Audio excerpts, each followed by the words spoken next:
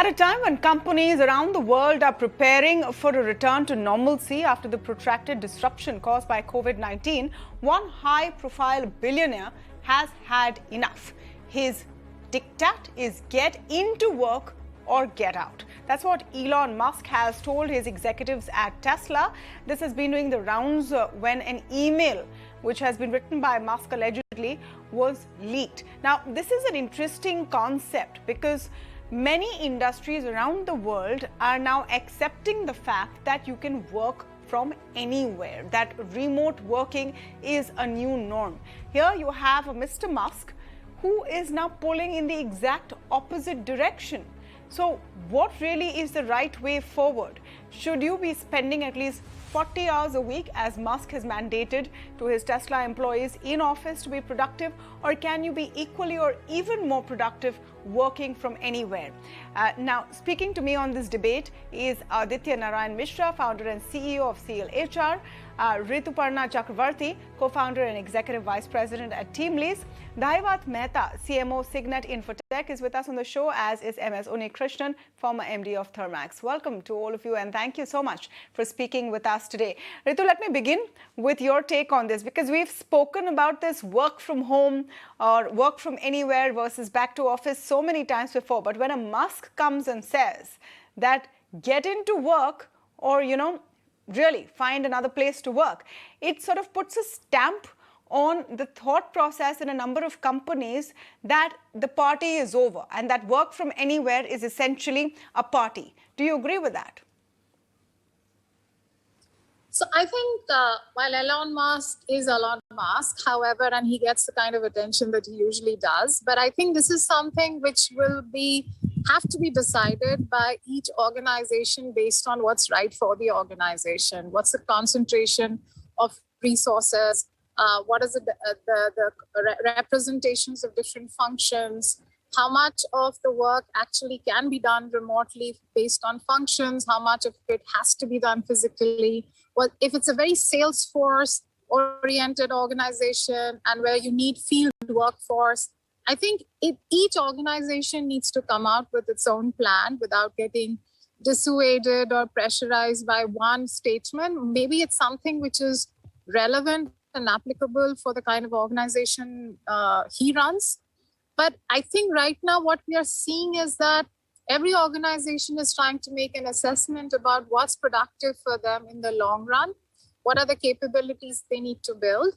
Of course, one thing we are very clear on, Tamanna, and I think every organization is clear on, is that we cannot negate the importance of the human element and the human touch, no matter how much progress we have done technologically, from a connectivity perspective, but the fact that there is a need for resources to come together still is relevant. Sure, Ritu. But again, I would argue that the whole question has moved ahead of the human touch.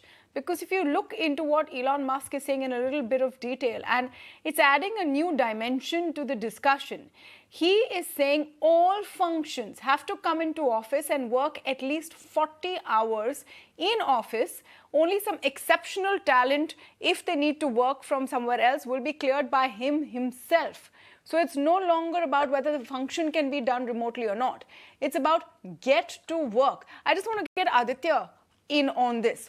Aditya, do you think that somewhere or the other there are a lot of companies, lot of managements who are echoing this sentiment, who feel that work from anywhere or work from home has changed the mindset of the employee?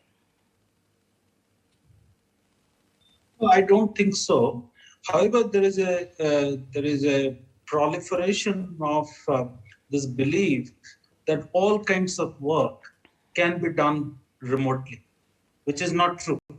I think Elon Musk is trying to hit at that point. We have to see it in that context. Possibly it's a bit of an extreme reaction against this proliferation. There are certain kind of jobs which can be done remotely. However, there are certain components of the same job which needs to be done across the table, where the human relations or the connections, or maybe you are brainstorming an idea and it needs to be done in the best possible way when we are meeting face to face. That aspect of the job a lot of employees today across the globe have thought that it's not required because for 2 years they were they were doing it remotely, and they think that the same level of efficiency will come if they're working remotely. However, that's not true.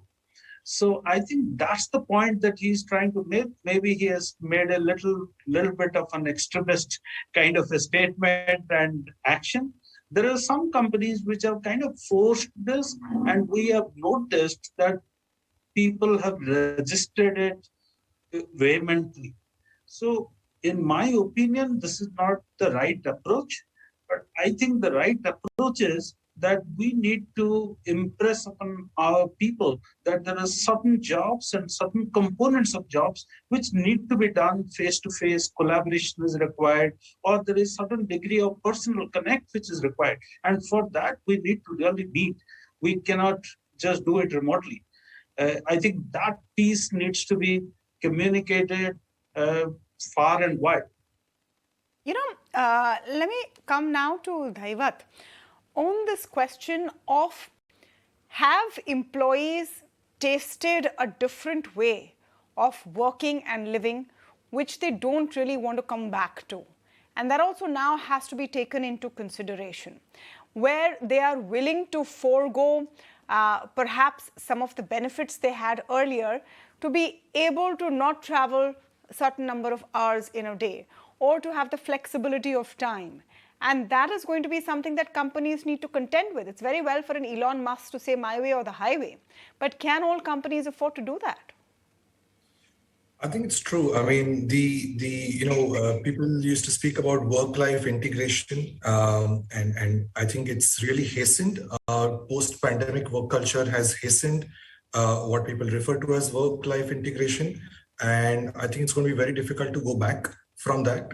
For example, when we talk to our colleagues, when we talk to employees, one-to-one through internal communications channels, the overwhelming sort of positive sentiment is towards a hybrid work culture, which is something that we on our side have adopted. And I think, of course, there are nuances with respect to roles, certain sectors. A couple of our fellow panelists mentioned that. So I don't think it can be a black or white, but certainly it's not going to be possible for most companies to disregard the factor of what the employee sentiment is on whatever company policy each company kind of sees fit for themselves. So you're right. I mean, organizations will need to very closely factor in this, employee happiness index, so to speak. Mr. Unnikrishnan, do you have an old school view on this, or are you willing to now take into account that some functions need not come into the office except very rarely, that it's okay if employees have some flexibility in when and how they do their specific tasks? Or do you think it's important to get back to the world as it was pre-COVID? I totally go with the hybrid work culture, which is being mentioned by all the panelists so far. In any case, the working from home existed before Corona happening also. IT industry had fairly large number of their code writers sitting at different locations and doing the work. So work from home is not a new concept. But there are certain jobs, as all of them were alluding to, that can't be done from home. A teamwork, a project work, all this do need people to be together in a meeting. And Zoom meetings is not going to be giving you the exact impact, because I'm sure some of them, like maybe Aditya will confirm about that, communication is not just a face being seen and the words coming out of that. There's a lot of non-verbal parts. So human being is a lot of flesh and bone. I'll give another example. Forget about it. You have had intake in an IT company of maybe say 10,000 engineers taken in a particular year in 2020, before at the time of pandemic. After 2 years, normally they promote maybe 20% of them to the next cadre. None of them have ever visited the office. How is the HR head going to take a decision as to who among them must perform better? And how are you going to train them for people management, man management capability? Because at an executive level, lower level of the work, you can certainly have them work, provided that it's not something to do with where the team-oriented work you can do from home. But you need to see and groom a person. You cannot just groom him when he's sitting at home. I mean, these are all, I would say that, we all have, how do you train a person to become a manager, to become a general manager, to become a vice president, to run a company tomorrow? Do you think that 30 years sitting at home is going to become that? So these are all far-fetched ideas. So I would say that it is possible to do certain types of work in certain industries or every industry from home. But not at senior levels, you say? Absolutely no. Okay. You're a leader. I mean, I don't think you can be a Zoom leader and become a CEO of a company. I don't think that's... Rituparna, do you agree with that? That beyond a certain level, you need to come in. You need to sort of lean in. Absolutely. I think at leadership level, it's unquestionably, it has to be done. Like leaders have to show up at work because, for me, for example, even through the pandemic, the moment lockdowns used to get lifted, there was a reason I made sure I was in office. And that's simply because we had a large number of field recruiters because we support a lot of essential services workers. There were a lot of staff who were on ground, working round the clock, right? For me, it felt morally irresponsible as a leader that if I'm myself not showing up for work, when so many of our employees necessarily have to. It's an indication, it's a messaging, and I don't think what is expected of a leader, ideation, leadership, decisiveness, collaboration, I think you can't possibly be sitting and doing that or leading the organizations remotely. I want to discuss what is implicit in your response and Mr. Unnikrishnan's response. What seems to be implicit over here is that work from home or work from remote equals not really working or not important enough work, which you cannot do as a leader or you cannot, do in a very substantive way. Aditya, do you think that there is some truth to that? Or, there are whole organizations that have moved remote. They're huge MNCs who've moved remote for the last couple of years and have most of their functions continuing to be remote. Do they not share those concerns of leadership roles? No, I think the way we need to look at it in a little nuanced manner. I'll tell you how I'm looking at it. There is certain kind of industry and certain kind of jobs which cannot be done remotely. I assume that we are not talking about that. For example, I cannot build a bridge sitting at home. I need to be at the site and build that bridge. And if I am a senior leader of that organization which is building bridge, then I need to be at the site with my people, or I need to be in my workplace where I communicate a sense that I am at the place where I am supposed to be and my people are where they are supposed to be. And they are all working and adding value. So that is very clear. There is no question of remote working of the vice president of a construction business working at home while the 5,000 people are working at the site. So the second category of jobs are where there is a possibility that one can work remotely. So when the independent workers or individual contributors, they know certain transactions are to be performed, so they can work remotely, maybe 80% of their time or 90% of their time. There is a 10 to 20% of time where they need to be together with their team and their leaders need to be there with them. So if somebody is a senior leader, I assume that the person has got multiple teams and multiple conversations that the person is holding, generating ideas, validating, reviewing, doing course corrections. So all this, when you are doing over a Zoom meeting or a Google Meet or some of these digital platforms, there your effectiveness is limited to transactions and limited to give and take. I ask, you respond. So there, I don't build any emotion or any heart level connection. Maybe at best you could use your head in conversations through Google Meet. You don't build bridges with your people. those imagine that the organization is a large flywheel, and I want my people to really put their shoulders and everything that they have in carrying that flywheel or rotating that. So then I need some level of personal connect. That for that I need to be in office. I need office or in a space where I meet. So So by extension, are we saying, and everyone seems to be on the same side, so I will play devil's advocate here. Mr. Unnikrishnan, so are we saying by extension that in the 2 years of pandemic, people didn't put their shoulder to the wheel, they didn't feel that human connect, and it was more robotic?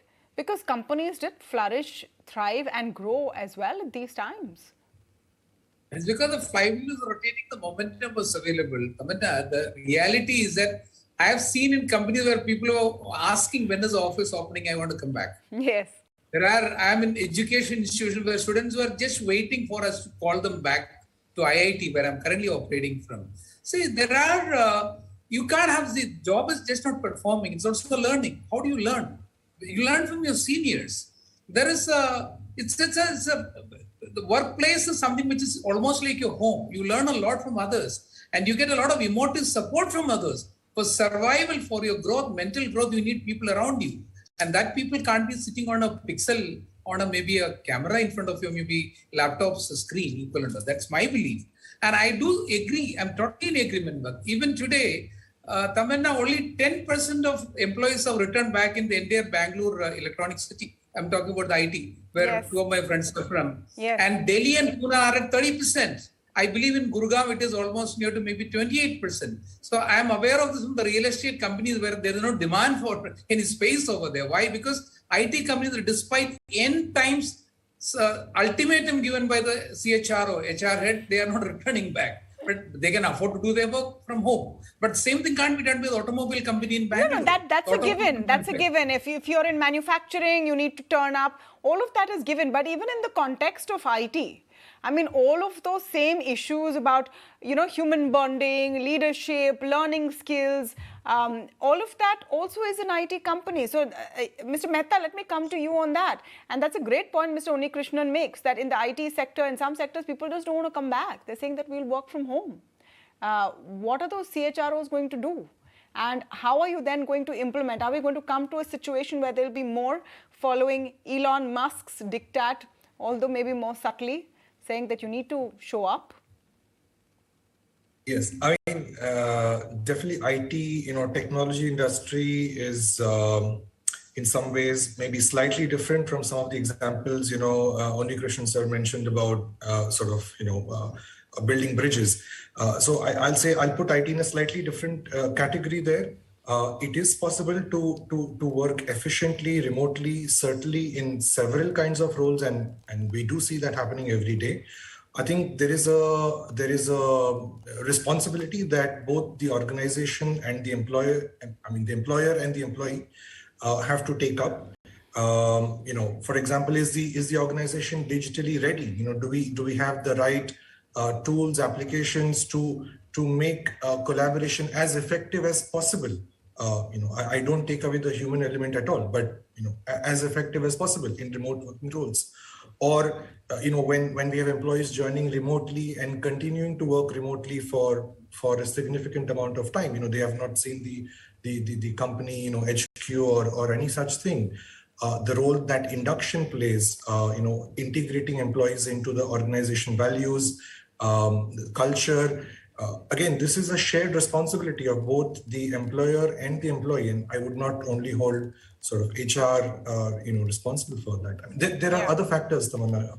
If I can just add 30 seconds, my view is that even in IT, while all of these things that he mentioned are right, and even if all of them are in place, I still think that the senior leadership of an IT company, if their people are not willing to come, they have to innovate methods.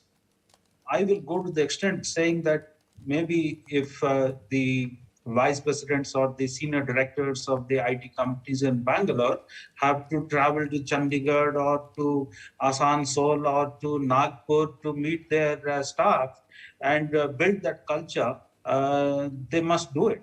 Yeah. If they don't do, then the putting the shoulder to the flywheel is not going to happen, because employees will turn into that robotic thing of, it is just that employee identification is by an employee ID, an email ID, and a Zoom screen. Okay, so now I want to take a quick poll across this panel on, whether Elon Musk was right or wrong in what he said, so that, we can leave our viewers with some conclusion to this discussion.